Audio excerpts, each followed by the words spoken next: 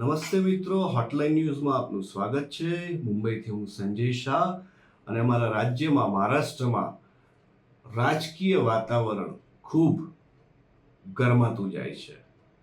એનું કારણ છે એક તરફ ઉદ્ધવ ઠાકરે અને બીજી તરફ દેવેન્દ્ર ફડણવીસ. ઉદ્ધવ સાહેબે એક દિવસ પહેલા એક નિવેદન આપ્યું સભામાં કે મહારાષ્ટ્રના રાજકારણમાં કાં તો હું રહીશ કાં તો એ રહેશે. એ એટલે દેવેન્દ્ર ફડણવીસ. બીજી તરફ દેવેન્દ્ર ફડણવીસને ઓળખનારા અને એમને સાથ અને ટેકો આપનારા રાજ્યના નેતાઓ કહે છે ઉદ્ધવ સાહેબે ફડણવીસને ખતમ કરવા 100 જન્મ લેવા પડશે. કારણ બહુ સરળ છે. બે નોખા ચોકા છે.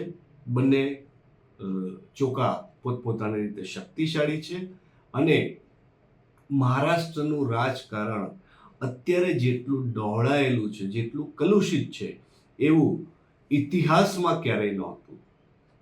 આ પરિસ્થિતિ એ સમયથી સર્જાઈ છે જ્યારથી ભાજપ અને શિવસેના 2019માં કાયમની જેમ સાથી તરીકે વિધાનસભાની ચૂંટણી તો લડ્યા, પણ જ્યારે મુખ્યપ્રધાન પદના માણસનું નામ, વ્યક્તિનું નામ નક્કી કરવાનું આવ્યું ત્યારે પરિસ્થિતિએ પલટો ખાધો અને ઉદ્ધવ સાહેબે એટલે ભાજપ સાથે છેડો ફાડી નાખ્યો અને શરદ પવારના રાષ્ટ્રવાદી કોંગ્રેસ પક્ષ અને કોંગ્રેસ સાથે હાથ મિલાવીને એક નવી યુતિ સર્જી, મહાવિકાસ આઘાડી. બીજી તરફ એની પહેલા દેવેન્દ્ર ફડણવીસ રાજ્યના મુખ્યપ્રધાન હતા.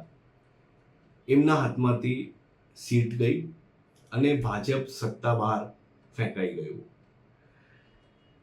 નજીકના ભૂતકાળના ડેવલપમેન્ટ્સમાં એકનાથ શિંદેના વડપણમાં શિવસેનાના ભાગલા પડ્યા અને હાલની પરિસ્થિતિ એવી છે અસલ શિવસેના અને એનું ચૂંટણી ચિહ્ન એ એકનાથ શિંદે પાસે છે, જ્યારે ઉદ્ધવ સાહેબની શિવસેના યુબીટી કહેવાય છે.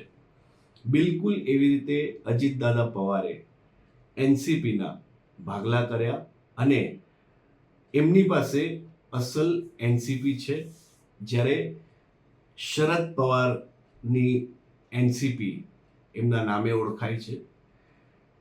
આ પરિસ્થિતિ બહુ વિચિત્ર છે. કોણ સત્તામાં છે, કોણ કયા સિદ્ધાંતોને અનુસરે છે અને કોણ રાજ્યની પ્રજાનું હિત ઈચ્છે છે, એ જાણવું, સમજવું કે એનો વિચાર કરવો અઘરો થઈ ગયો છે. અને હજી પક્ષાંતર અને પક્ષ પલટાની પ્રવૃત્તિ લગભગ દરેક પક્ષમાં ચાલુ છે. ઘડીકમાં કોઈક એકનાથ શિંદેની શિવસેનામાં હોય છે તો ઘડીકમાં એ પહોંચી જાય છે ઉદ્ધવ સાહેબની શિવસેનામાં. ઘડીકમાં કોઈક અજીતદાદા પવાર સાથે છે અને ઘડીકમાં એ પાછા પહોંચી જાય છે શરદરાવ પવારની એનસીપીમાં. આ પરિસ્થિતિ નિશ્ચિતપણે મહારાષ્ટ્રના 12 કરોડ લોકોને ગમી નથી. પણ હવે જ્યારે આવું થયું જ છે ત્યારે ઉદ્ધવ સાહેબ હોય કે દેવેન્દ્ર ફડણવીસ હોય, સૌએ પોતપોતાની લડાઈ લડવાની જ છે. ફડણવીસ ખૂબ અનુભવી રાજકારણી છે. 27 વર્ષની નાની ઉંમરે તેઓ નાગપુરના મેયર બન્યા હતા. બિલકુલ એવી રીતે તેઓ જ્યારે 44 વર્ષે મહારાષ્ટ્રના મુખ્યપ્રધાન બન્યા ત્યારે રેકોર્ડમાં એમનાથી યુવાન મુખ્યપ્રધાન માત્ર એક હતા, શરદરાવ પવાર. સૌથી નાની વયે મહારાષ્ટ્રના મુખ્યપ્રધાન પણ આ રીતે દેવેન્દ્ર ફડણવીસ બન્યા. ઉદ્ધવ સાહેબની વાત કરીએ તો એમની પહેલા ઠાકરે પરિવારમાંથી કોઈ વ્યક્તિએ સત્તામાં પદ લીધું નહોતું, હસ્તગત કર્યું નહોતું. બાળા સાહેબે કાયમ રિમોટ કંટ્રોલ તરીકે પક્ષ અને રાજ્યનું રાજકારણ પણ પોતાની મુઠ્ઠીમાં રાખ્યા હતા અને એમની આગવી કળાને લીધે બાળા સાહેબનું માત્ર મહારાષ્ટ્રમાં નહીં આખા દેશમાં અનોખું નામ હતું. ઉદ્ધવ સાહેબ પહેલા એવા ઠાકરે હતા છે જેઓ સત્તા માટે મુખ્યપ્રધાનની સીટ સુધી પહોંચ્યા. એમણે રિમોટ કંટ્રોલ બનવાની બદલે સક્રિય રાજકારણમાં સક્રિય ભૂમિકા ભજવવાનું બીડું ઝડપ્યું.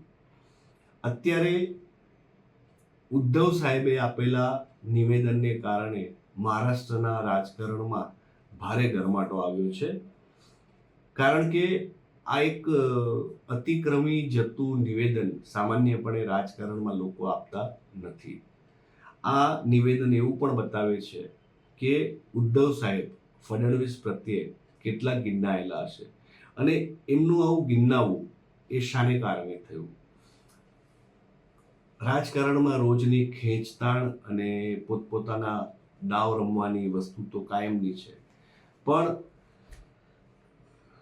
એનસીપીના અનિલ દેશમુખે થોડો સમય પહેલા એવું એક નિવેદન આપ્યું, એવી એક જાણકારી આપી કે ફડણવીસે એમના પર દબાણ કર્યું હતું કે તમે આદિત્ય ઠાકરે અને ઉદ્ધવ સાહેબને યેન કેન રીતે જેલમાં ગોંધી દો.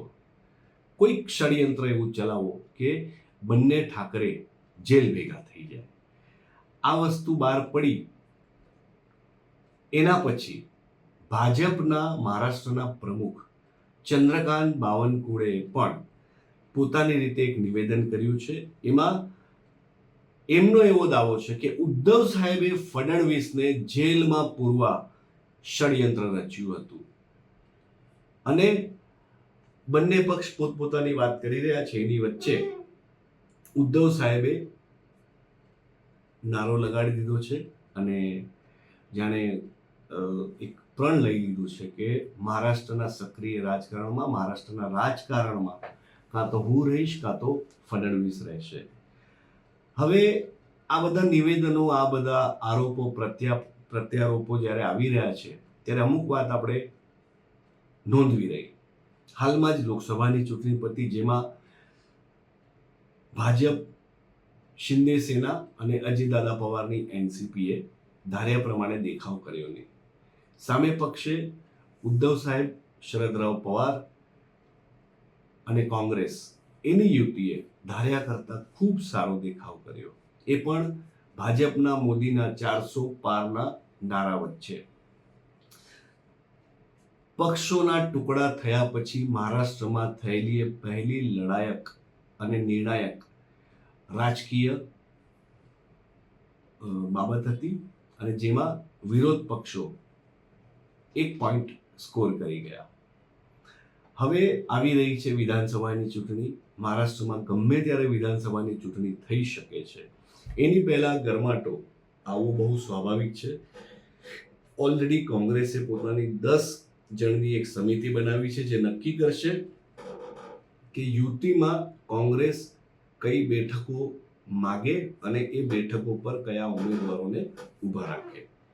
સામે પક્ષે શિવસેનાએ પોતાની રીતે તૈયારીઓ આદરી દીધી છે અને અંદર ખાને વાત એવી પણ છે કે શિવસેના એ બેઠકો પર પણ પોતાનો દાવો નોંધાવવા ચાહી રહી છે જ્યાં ઓલરેડી કોંગ્રેસના સભ્યો વિધાનસભ્ય તરીકે ફરજ બજાવી રહ્યા છે. આવી પરિસ્થિતિ માત્ર ઉદ્ધવ સાહેબ, શરદરાવ પવાર કે કોંગ્રેસની બાજુએ નથી થવાની. ભાજપ, શિંદે સેના અને અજીતદાદા પવારની એનસીપી એની પણ આ જ પરિસ્થિતિ થવાની છે, કારણ કે ઘણી બધી બેઠકો એવી છે જ્યાં ઓલરેડી કોઈક એક પક્ષની વ્યક્તિ વિધાનસભ્ય તરીકે બિરાજે છે, પણ એ સીટ મેળવવા ચાહશે કોઈક બીજો પક્ષ. એટલે ખેંચતાણ તો એવી થશે જેવી ભૂતકાળમાં ક્યારેય થઈ નથી. એ ખેંચતાણમાં જ્યારે એક વ્યક્તિને ઉમેદવારી મળશે ત્યારે એ વિધાનસભા બેઠક પરથી રાજીનામા અને પક્ષ પલટાનો દોર પણ શરૂ થઈ શકે છે. લોકસભાની ચૂંટણી વખતે એવું થયું જ છે, એનું પુનરાવર્તન વિધાનસભાની ચૂંટણીમાં થઈ જ શકે છે. પણ આ બધા વચ્ચે ઉદ્ધવ સાહેબના આ નિવેદનો શું નિર્દેશ આપે છે? તો એનો એક નિર્દેશ બહુ સ્પષ્ટ છે કે તેઓ આક્રમક મૂડમાં છે અને શિવ સૈનિકોના રક્તને ગરમ કરીને વિધાનસભાની ચૂંટણી માટે તેઓ સુસજ્જ કરી રહ્યા છે. અને એ દિશામાં એમનું આ પગલું એકદમ સચોટ કહેવાય. બીજી તરફ એક ઘટના એવી પણ છે જેમાં સૂત્રોએ મીડિયાને એવું જણાવ્યું છે કે બની શકે છે કે ફડણવીસ મહારાષ્ટ્રના રાજકારણને અલવિદા કહીને દિલ્હી પહોંચી જાય અને ત્યાં પહોંચે ત્યારે એમને પહેલી મોટી જવાબદારી આપવામાં આવશે ભાજપના રાષ્ટ્રીય પ્રમુખ પદની. સૌ જાણીએ છીએ કે જેપી નડ્ડા સાહેબ અત્યારે ભાજપના પ્રમુખ તરીકેનો ભાર સંભાળી રહ્યા છે. એમની મુદ્દત ક્યારની પૂરી થઈ ગઈ હતી. એ પછી લોકસભાની ચૂંટણી માટે એમને એક્સટેન્શન આપવામાં આવ્યું હતું. એ ચૂંટણી પણ પતી ગઈ, પણ હજી ભાજપ પોતાના રાષ્ટ્રીય પ્રમુખની વરણી કરી શક્યો નથી. અને હાલમાં જ દિલ્હીમાં ફડણવીસ અને વડાપ્રધાન મોદી વચ્ચે ખાનગીમાં એક બેઠક થઈ. એ પછી આ અટકળો વહેતી થઈ છે કે બની શકે છે કે ફડણવીસને દિલ્હી બોલાવી લેવામાં આવે. એવી પરિસ્થિતિમાં ફડણવીસ વગર મહારાષ્ટ્રમાં વિધાનસભાની ચૂંટણી લડવી ભાજપ માટે થોડી વધારે અઘરી થઈ શકે છે. અને એટલે જ અટકળોમાં અટકળ એવી પણ છે કે ફડણવીસને કદાચ દિલ્હી બોલાવે તો પણ ભાજપના રાષ્ટ્રીય પ્રમુખ તરીકે એમની વરણી નવેમ્બર-ડિસેમ્બરમાં જ થશે. મહારાષ્ટ્રની વિધાનસભાની ચૂંટણી પતી જાય અને એના પરિણામો આવી જાય એ પછી. એ પહેલા એ નહીં થાય. મતલબ કે હાલની વિધાનસભાની ચૂંટણીમાં ઉદ્ધવ સાહેબ અને દેવેન્દ્ર ફડણવીસ બંને સામસામે રહેવાના જ છે. આરોપો અને પ્રત્યારોપો ચાલતા જ રહેવાના છે. અને આ બધામાં જ્યારે દેવેન્દ્ર ફડણવીસને પૂછવામાં આવ્યું આ વિશે કે ઉદ્ધવ સાહેબે આવું એક નિવેદન આપ્યું છે, બેશક નામ લેવામાં નથી આવ્યા, પણ નામ લીધા વગર આપણને ખબર પડે કે કોણ વ્યક્તિ કોના વિશે બોલી રહી છે. તો ફડણવીસે કહ્યું કે હું દિલ્હીમાં જ હોઈશ, અરે હું મહારાષ્ટ્રમાં જ હોઈશ, મારા દિલ્હી જવાનો પ્રશ્ન જ નથી આવતો અને તમે પોતે એ જોશો. અને સાથે એમણે મીડિયાને પણ એમ સંભળાવી દીધું કે રોજ સવાર પડે તમે ટીવીમાં અને મીડિયામાં એક ચહેરો ચમકાવો છો, એને માથે ચડાવો છો, તમે બંધ કરી દો, 8 દિવસ પછી જુઓ શું થાય છે. દેવેન્દ્ર ફડણવીસે આવું શા માટે કહ્યું? કારણ કે મીડિયાનો એક નાનકડો પ્રશ્ન હતો કે મહારાષ્ટ્રના રાજકારણમાં અત્યારે ફેલાયેલી કલુષિતતા દૂર ક્યારે થશે. એ દૂર કરવા ફડણવીસે કહ્યું કે આ એક ચહેરો તમે અઠવાડિયું દેખાડવાનું બંધ કરો એટલે બધું એની મેળે પાટે ચડી જશે. હવે આ ચહેરો કોનો? તો કહેવાય છે અથવા સમજી શકાય છે કે એ ચહેરો એટલે અત્યારે ઉદ્ધવ સાહેબના સૌથી નજીકના એવા સંજય રાઉતનો. બીજી તરફ ઉદ્ધવ સાહેબે આપેલા નિવેદન વિશે જ્યારે મહારાષ્ટ્રના મુખ્યપ્રધાન એકનાથ શિંદેને પૂછવામાં આવ્યું ત્યારે એમણે કહ્યું કે જે લોકો પોતાના ઘરમાંથી બહાર નથી નીકળતા એ યુદ્ધના મેદાનમાં બીજા લોકોને ખતમ કરવાની વાત કરી રહ્યા છે. મુદ્દે દરેક અગ્રણી નેતા અત્યારે આક્રમક છે અને કોઈક રીતે પોતાના ટેકેદારોને, મતદારોને જીતવા માટે પ્રયત્નશીલ છે. આ પરિસ્થિતિમાં મહારાષ્ટ્રનું રાજકારણ આવતા થોડા અઠવાડિયા અને મહિના ખૂબ જ તેજ તર્રાર રહેવાનું છે. ત્યાં સુધી કે જ્યાં સુધી વિધાનસભાની ચૂંટણી પૂરી ના થાય અને બેમાંથી એક યુતિ સત્તા હાંસલ ના કરે. એની વચ્ચે જે થવાનું છે એ કદાચ આ પહેલા ક્યારેય નથી થયું એવું બધું હશે. રાજ્ય માટે આ સૌથી નિર્ણાયક અને ઐતિહાસિક ચૂંટણી બની શકે છે. નિર્ણાયક એટલે કારણ કે વર્ષોના વર્ષ સુધી ભાજપ અને શિવસેના, બાળા સાહેબના નેતૃત્વમાં શિવસેના કાયમ એક રહ્યા હતા અને બંને દો જિસ્મ એક જાન એ પ્રમાણે એક જ સિદ્ધાંતને અનુસરતા લોકોના દિલ જીતતા રહ્યા હતા. ત્યારે કોઈએ સ્વપ્ને વિચાર્યું નહોતું કે એક દિવસ એવો પણ આવશે જ્યારે શિવસેના કોંગ્રેસ અને એનસીપી સાથે હાથ મિલાવશે. પણ anything is possible in politics. શક્યતાઓ અને જોડતોડ એ રાજકારણના અભિન્ન અંગ છે. એટલે જોવાનું એ છે કે ઉદ્ધવ સાહેબનું નિવેદન, એમનો આ નિર્ણય કે રાજ્યમાં કાં તો હું કાં તો ફડણવીસ, એના પડઘા શું પડે છે, એમાંથી વમણ કયા સર્જાય છે અને એને કારણે મતદારો કોની તરફ ઝૂકી જાય છે.